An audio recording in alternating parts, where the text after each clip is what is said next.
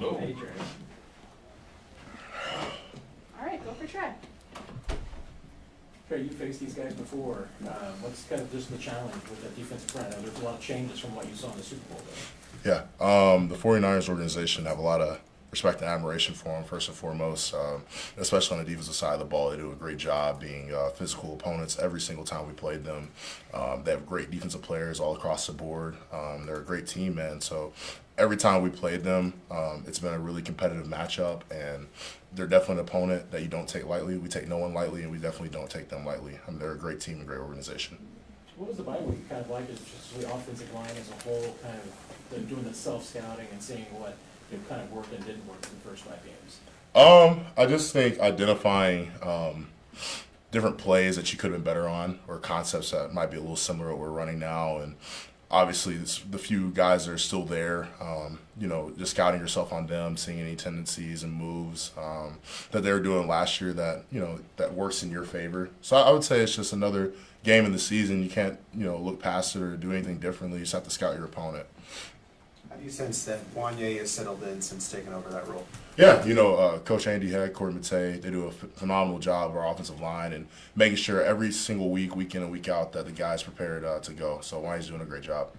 Trey, for you being a veteran now, how long does it take for you to feel like you know what a running back is seeing based on the blocking scheme, what you guys are doing in the moment, obviously in light of Kareem coming in midway through the season? Yeah, I think Coach Heck, once again, does a great job of letting us know the scheme, the objective of the running back, and then the simple thing as an offensive lineman, just asking your back, what are you seeing, what are you presented with, what can I do better to make your read better?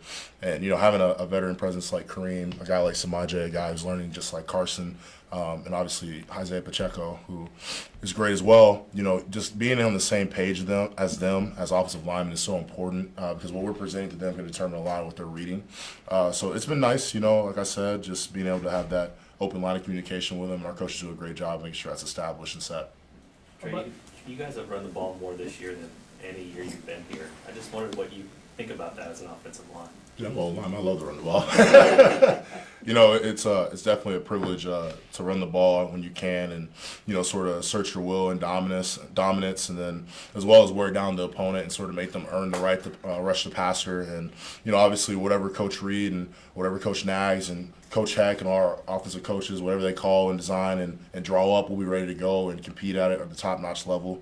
But regardless of what happens, whatever they call, we're ready to go and be great at it. Has there been any mentality shift or identity shift, you think, with the team this year, with how you guys are running the football? No, we've always been a physical-ass team. At the end of the day, that's what we try to be. It's what our DNA is. And, at the end of the day, we're doing it more, but at the end of the day, that's what we always are. That's all we always have been. It's always will be. I know that, I don't know if you saw this, but there was a clip that went out during the Monday night game against the Saints. You guys were in the red zone. I don't think the pass was completed, but the commentators, obviously praised you for holding the block for close to 4 to 5 seconds. When you rewatch that, do you get a kick out of it, even though the play itself may not be as successful? Yeah, I was a little embarrassed. I was trying to get on the ground, but Coach Heck teaches finish. One of the first things we ever did when I got to this organization, along with Creed and others at the time, was he had a finish tape, and that was one of those things that I take to heart as an offensive lineman. That's a good indicator of a good offensive lineman is, are they willing to finish the rep? And for me, I just take a lot of pride in it. I'm not great at it every single play, self-admittedly, and I'm trying to get better every single week and just be a dog out there. But, any play you have a chance to finish your guy physically and just leave your mark, you want to do that as an offensive lineman. Couple more. How about just a little self-assessment? How do you think your season's going for you? I got a lot of work I need to work on. We're always striving for perfection, and we were going to fall short. There's only one perfect being that ever existed. But at the end of the day, we're just working, man, and I'm just trying to be the best version of myself for my team, that I can make my team successful and put my team in the most advantageous situation.